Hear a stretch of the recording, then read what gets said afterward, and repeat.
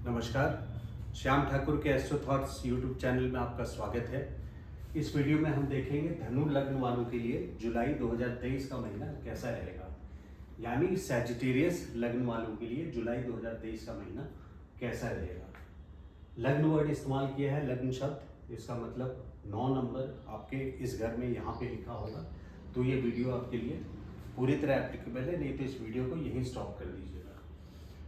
इस वीडियो का हेडिंग मैंने लिया है मीटिंग ससुराल पक्ष। आपके पति या पत्नी का, अगर पत्नी है तो मायके जाना, और पति हैं तो वो अपने घर जाएंगे, अपने कुटुंब के पास, अपने फैमिली के पास, अगर वो दूर रहते हैं तो। और ये भी हो सकता है कि आप उनके साथ जाएं अपने ससुराल पक्ष, या अगर हस्बैंड हैं तो अपने माता पिता के पास। दूसरा हेडिंग है फादर्स हेल्थ, यानी पिता के हेल्थ से रिलेटेड इस वीडियो में आगे देखेंगे क्यों मैंने ये हेडिंग लिया है। और अवॉइड डिस्प्यूट्स, क्योंकि मंगल शनि के ऑपोजिट है 9th हाउस में, भाग्योदय स्थान पे। ये पितृ स्थान भी है, पिता का स्थान भी है, तो शनि मंगल का ऑपोजिशन जब भी होता है तो यहाँ पे एक डिस्प्यूटेबल सिचुएशन, यानी लड़ाई झगड़े का सिचुएशन बनता है, जो कि इस वक्त आपका जुलाई के महीने में 1 जुलाई से 18 अगस्त तक शनि के ऑपोजिशन में, शनि के दूसरे तरफ मंगल आए हैं 9th हाउस में आपके पिता के स्थान पे, तो वहाँ पे लड़ाई झगड़े की संभावना बनती है। यानी आपके पिता के स्थान पे किसी न किसी तरह का झगड़ा झंझट होने के पूरे चांसेस है। इसमें हम डिटेल में बाद में देखेंगे। केयरफुल ऑफ लव अफेयर्स, जो लोग प्रेम के चक्कर में पड़े हैं उनको केयरफुल रहना चाहिए। जो अनमैरिड हैं, क्योंकि गुरु चंडाल योग बना है, ऑल्दो उसका पीक टाइम मई 27 से 3 जून था, या जून लास्ट तक मान लीजिए, फिर भी क्योंकि अक्टूबर 31 तक राहु आपके पंचम घर में है, पंचम घर से हम लव अफेयर को देखते हैं, प्रेम को देखते हैं, प्यार को देखते हैं। और गुरु चंडाल योग, गुरु और राहु का वहाँ होना, किसी न, गुरु चंडाल से क्या मतलब है, बदनामी, किसी तरह से बदनामी होने की संभावना है। और 5th लॉर्ड भी आपके, एक तो गुरु चंडाल योग बना है, ऊपर से आपका जो 5th लॉर्ड है मंगल, वो आपके 9th हाउस में गया है, जो कि शनि के ऑपोजिशन में है, शनि के ठीक 180 डिग्री सामने है। तो शनि मंगल का ऐसा रिलेशनशिप है, और ये फिजिकल डैमेज भी दे सकता है, या शारीरिक चोट भी दे सकता है। एक तरफ बदनामी, दूसरी तरफ शारीरिक चोट। तो 5th हाउस का लॉर्ड लड़ाई झगड़ा दर्शा रहा है, क्योंकि वो शनि की दृष्टि उस पर पड़ रही है। इसलिए आपको प्रेम से रिलेटेड, लव अफेयर से रिलेटेड काफ़ी केयरफुल रहना है। देखिए, लग्नेश की बात करें, आपकी लग्नेश धनु लग्न है। धनु लग्न वाले कैसे होते हैं? धनु लग्न वाले जनरली वेल बिल्ट होते हैं, 5'8", 5'9" ऐसी इनकी हाइट होगी, प्लस होगी उससे, प्लस वेल बिल्ट होते हैं, रीजनेबली गुड हाइट होती है उनकी। वो बहुत वैल्यूज़ को लेके चलते हैं, इनकी अपनी नीति होती है। ये नहीं कि कॉम्प्रोमाइज़ कर लेंगे, या धर्म के नाम पे 2 नंबर का पैसा कमाने में ये लोग बिलीव नहीं करते। अपने हार्ड वर्क से ये लोग कमाना, और कंसल्टेंसी लाइन में काफ़ी जाते हैं, उस पर हम बाद में आएंगे। इनका प्रोफेशन, तिलक भी ये लोग काफ़ी लगाते हैं, क्योंकि धर्म को काफ़ी मानते हैं, अपने धर्म को। टारगेट, क्योंकि धनुष चिन्ह है धनु लग्न का, तो काफ़ी टारगेट ओरिएंटेड होते हैं, अपने लक्ष्य को की तरफ लगातार निरंतर बढ़ते रहते हैं। इनका कपार, ललाट जो होता है वो काफ़ी बिग फोरहेड, काफ़ी चौड़ा होता है।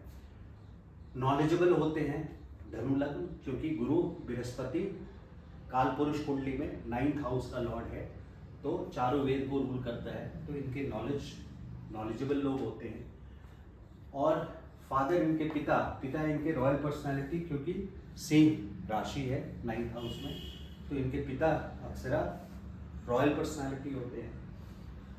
स्पाउस, इनको स्पाउस के तरफ से दुविधा या प्रॉब्लम लाइफ में काफ़ी आती है। ऐसे कई सारी कुंडलियाँ मैंने देखा है जिसमें डिवोर्स के भी केसेस होते हैं धनु लग्न के अक्सर, क्योंकि मिथुन राशि डुअल साइन है। इस वजह से ये प्रिडिक्ट करना बहुत मुश्किल होता है, खास करके मैच मेकिंग के टाइम पे कंपैटिबिलिटी देखना कि मैच मेकिंग इनको स्पाउस के तरफ से डुअल पर्सनालिटी में इनको प्रॉब्लम काफ़ी आती है। इसलिए धनु लग्न वालों के लिए मैच मेकिंग में बहुत सारे ज्योतिष गड़बड़ाते हैं या उनको केयरफुल रहना चाहिए बहुत ज़्यादा। तो जैसा कि मैंने पहले बताया, आपका लग्नेश पंचम घर में है।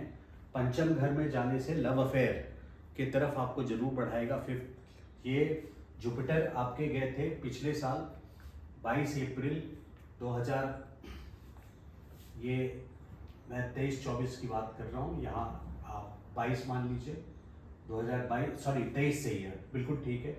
2022 अप्रैल 2023 में ये 5th हाउस में आए हैं और अगले साल 2024 तक ये आपके 5th हाउस में रहेंगे। लेकिन यहाँ पे पहले से विराजमान है राहु, तो यहाँ गुरु चंडाल योग बना हुआ है।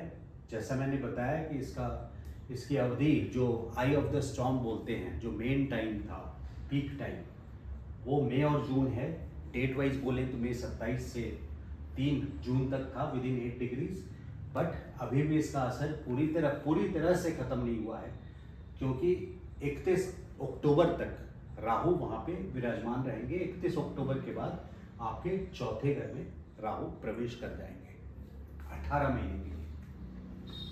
तो 5th हाउस में आपको बहुत केयरफुल रहना है लव अफेयर से रिलेटेड। और 5th हाउस आपका क्या क्या चीज़ें रूल करता है, शेयर मार्केट भी रूल करता है, किसी तरह का sudden gain love affair rule करता है, प्रारब्ध को रूल करता है। तो इस टाइम पे हम बात कर रहे हैं लव अफेयर की, तो लव अफेयर में आपको बदनामी के चांसेस काफ़ी हो जाते हैं।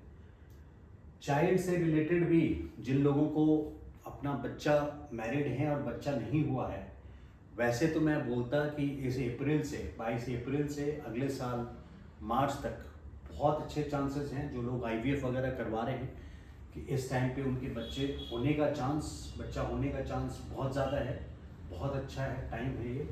लेकिन क्योंकि राहु ने डस दिया बृहस्पति को, यानी निगल गया, यानी शक्ति कम कर दी, छीन कर दी, जिसके वजह से 31 अक्टूबर तक इस कथन में 50% कॉम्प्रोमाइज हो गया। ये कथन नवंबर के बाद से, starting from November, Brihaspati 5th house में है और राहु चौथे में जा चुके होंगे, जिसके वजह से नवंबर से मार्च तक, बल्कि अप्रैल 29 नवंबर से 30 अप्रैल तक, इस नवंबर से 30 अप्रैल तक जिन धनु लग्न वालों को इशू की प्रॉब्लम है, इशू नहीं हुआ है, बच्चा नहीं हुआ है, तो उनके बच्चे होने की संभावना बहुत अच्छी है।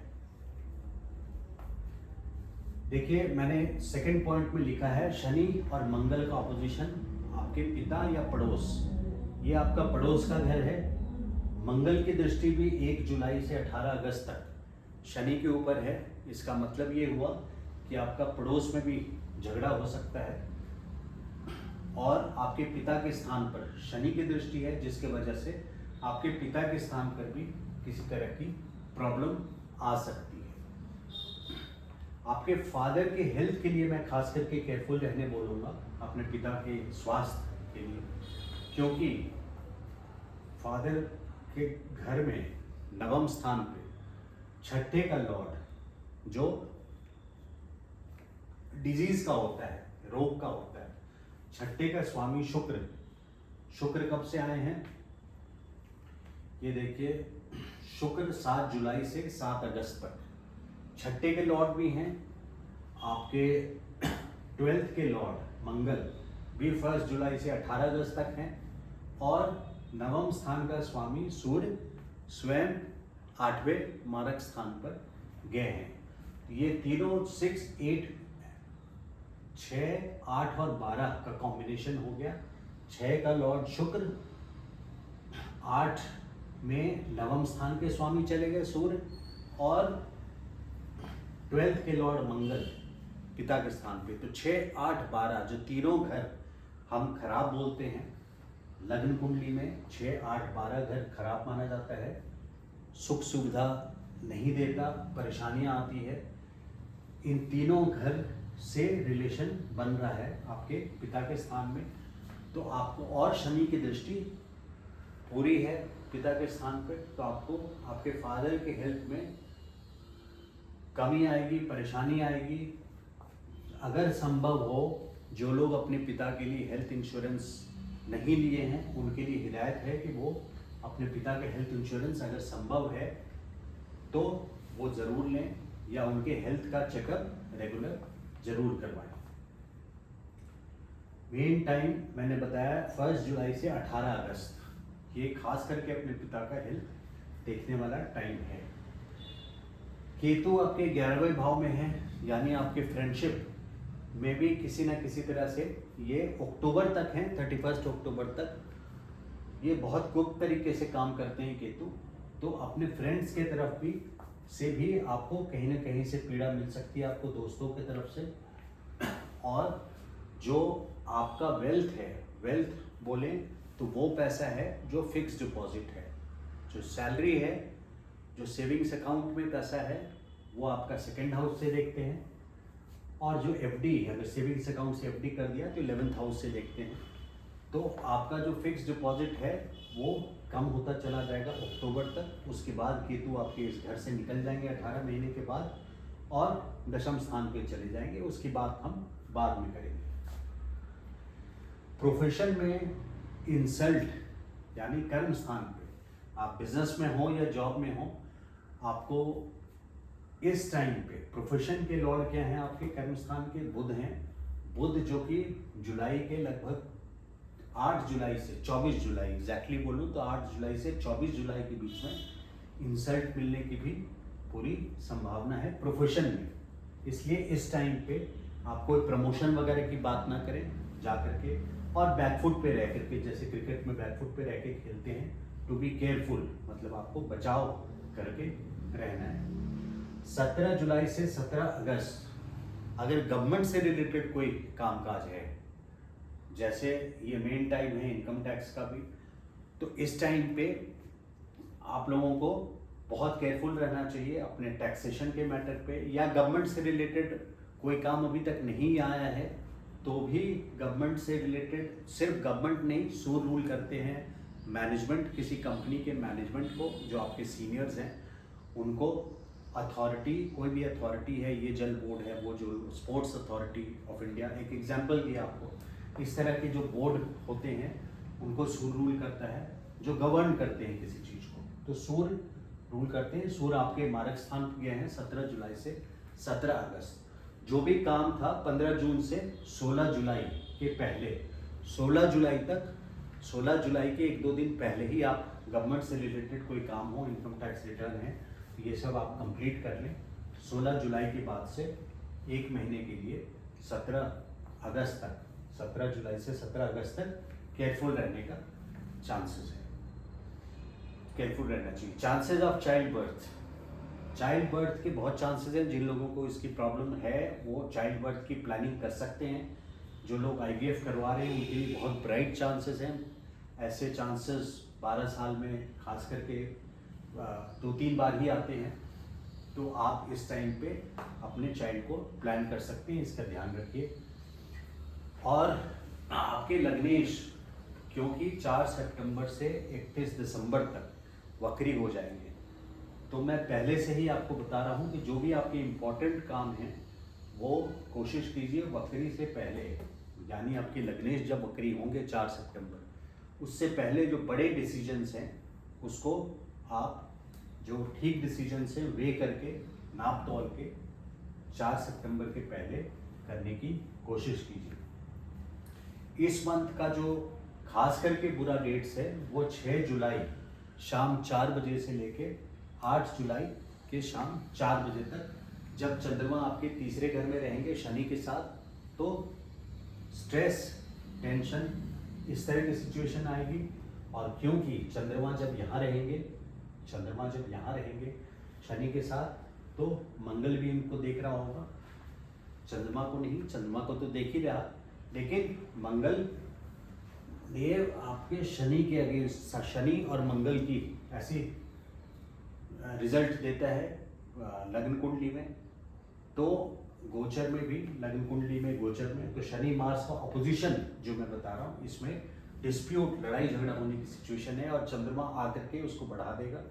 तो 6 जुलाई शाम 4 बजे से 8 जुलाई 4 बजे शाम तक, और यही सिचुएशन दोबारा बनेगी जब चंद्रमा यहाँ रहेंगे, तब भी वो शनि को देखेंगे, शनि चंद्रमा को देखेंगे, तब चंद्रमा मंगल और शनि, तो ये ट्रिगर कर सकता है डिस्प्यूट्स, और या आपके फादर के हेल्थ जो मैंने बताया। तो ये टाइम है 20 जुलाई से 22 जुलाई, 20 जुलाई के शाम 4 बजे से 22 जुलाई के एंड ऑफ डे तक।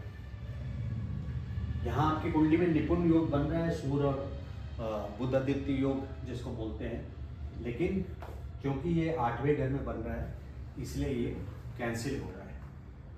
तो कुछ रेमेडीज मैं बता रहा हूँ आपको, जो धनु लग्न वाले हैं, अगर उनकी बृहस्पति की स्थिति अच्छी है तो मैं सजेस्ट करूँगा 31 अक्टूबर के बाद ही पोखराज का धारण करें। पोखराज अगर पहनते हैं तो, अगर नया पहनना है तो पहले से पहने हुए हैं तो कोई दिक्कत नहीं है, अगर फिर से नया पहनना है आपको पोखराज तो 31 अक्टूबर के बाद पहने। विष्णु सहस्त्र नाम का पाठ करें, करते रहें अक्टूबर 31 तक, या कृष्ण के मंदिर में जाएं, और केले के पौधे में भी आप, केले के पेड़ पे आप पानी डाल सकते हैं, जिससे आपका गुरु चंडाल योग जो 5th हाउस में बन रहा है उसमें बदनामी के चांसेस कम होंगे। गवर्नमेंट से रिलेटेड जो प्रॉब्लम बताया मैंने, गवर्नमेंट से रिलेटेड जो प्रॉब्लम बताई वो 17 जुलाई से 17 अगस्त तक, जब सूर्य आपके 8वें में है, तो सूर्य को 17 जुलाई से 17 अगस्त तक आप सूर्य को पानी दें, और 8 जुलाई से 24 जुलाई तक या पूरे जुलाई के महीने में अगर आप पौधों में भी पानी डालेंगे तो आपका बुध स्ट्रांग होगा, क्योंकि बुध भी सूर्य के साथ 8वें में रहेंगे। हेल्प आउटकास्ट, आउटकास्ट से मतलब है, एग्जाम्पल दे रहा हूँ कि अगर आप हिंदू हैं तो दूसरे धर्म के लोगों की आप मदद कर सकते हैं, जिससे आपका बदनामी का जो गुरु चंडाल योग है वो कैंसिलेशन होता है। तो ये था इस महीने का पूरा आपका विवरण, और ये आप खास करके ध्यान रखें अपने पिता का, अपने पड़ोस में भी कोई लड़ाई झगड़ा ना करें, पड़ोसी से कोई लड़ाई झगड़ा ट्रिगर हो सकता है 1 जुलाई से 18 अगस्त, इस टाइम पे आप खास करके ध्यान रखें। अगर आप कोई निजी परामर्श करना चाहते हो तो आप मुझे इस नंबर पे व्हाट्सएप कर सकते हैं, शुल्क लागू रहेंगे। इसी के साथ अगर मेरा ये वीडियो अच्छा लगा तो please like and subscribe to my channel. Thank you so much. नमस्कार।